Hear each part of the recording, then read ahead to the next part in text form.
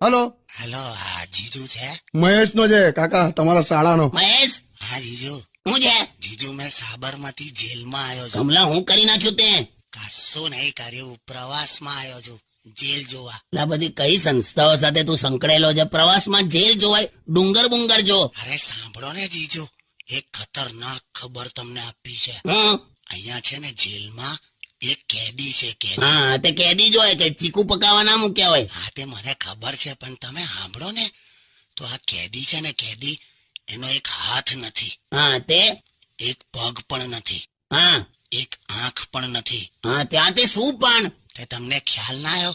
હું આ માણસ ધીરે ધીરે કરીને જેલમાંથી ફરાર થાય છે. તે તારી હમણાં કહું તો મહેશ,